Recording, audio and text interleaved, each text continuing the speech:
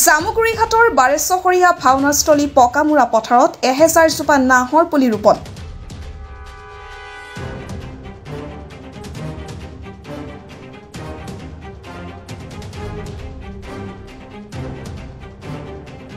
ইকোলজিকেল task ফ'ৰ্চৰ উদ্যোগ শ্যাৰমূত্ৰ শিল্পী জুবিন গাৰ্গৰ স্মৃতি যুগমীয়া কৰাৰ প্ৰয়াস।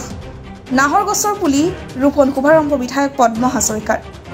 জামুগুৰিঘাটৰ ঐতিহ্যমণ্ডিত বাৰেশ্বৰীয়া ভাওনাস্থলী পকামুৰা পথাৰত আজি ইকোলজিকেল টাস্ক ফ'ৰ্চৰ ETF উদ্যোগত প্ৰিয় শিল্পী জুবিন গাৰ্গৰ সোঁৱৰণত 1000 জোপা গছৰ পুলি ৰোপণৰ কাম হাতত লয়। অসমীয়া হিয়াৰমূত্ৰ শিল্পী জুবিন গাৰ্গৰ স্মৃতিত ৰোপণ কৰা শিল্পীগৰাকী অতিকে প্ৰিয় এই নাহৰ গছৰ পুলি ৰোপণৰ কাৰ্যসূচী শুভাৰম্ভ কৰে নওদা সমষ্টিৰ বিধায়ক পদ্ম হাজৰিকাই। বিধায়কগৰাকীয়ে কয়, বাৰেশ্বৰীয়া ভাওনাস্থলীত পকামুৰা পথাৰৰ 50 বিঘা ভূমিত নাহৰ পুলি ৰোপণৰ সিদ্ধান্ত লোৱা হৈছে। নাহৰ পুলি ৰোপণৰ জৰিয়তে আমি হিয়াৰমূত্ৰ জুবিন গাৰ্গৰ স্মৃতি সজীৱ কৰি ৰখাৰ লগতে বাৰেশ্বৰীয়া ভাওনাস্থলীত নৰপথ সজাই তোলাৰ প্ৰয়াস অব্যাহত ৰাখিছোঁ।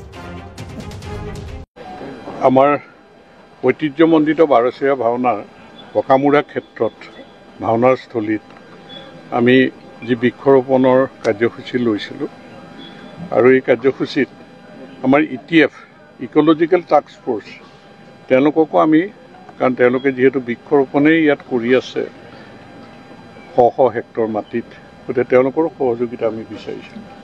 আমি ধন্যবাদ জনাইছোঁ যে ইকোলজিকেল টাস্ক ফ'ৰ্চৰ ফালৰ পৰা এই বৃক্ষৰোপণত পকামুৰা পথাৰত সহযোগিতা কৰাৰ কাৰণে।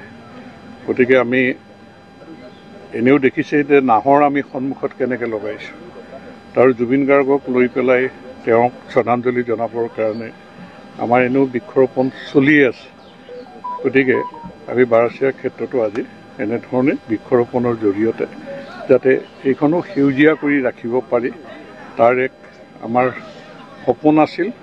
এই সপোন আমি পৰ্যায়ক্ৰমে বাস্তৱত ৰূপায়িত কৰি আহিছোঁ আৰু ইয়াত চাৰিওফালে যিহেতু বাউণ্ডেৰী হ'ল, গতিকে বৃক্ষও ইয়াত সংৰক্ষিত হৈ থাকিব, গতিকে ইয়াত কোনো অনিষ্ট নহ'ব, গতিকে সুন্দৰকৈ আমাৰ যাতে সেউজীয়া হয় তাৰ কাৰণে আমি কামনা কৰিলোঁ আৰু সহযোগিতাৰ বাবে আৰু আপোনালোকেও যিখিনি প্ৰেৰণা দিছে আমাৰ সংবাদ মাধ্যমৰ ফালৰ পৰা আপোনালোককো ধন্যবাদ আৰু সহযোগিতা কৰা সকলোকে আমি ধন্যবাদ জনাইছোঁ।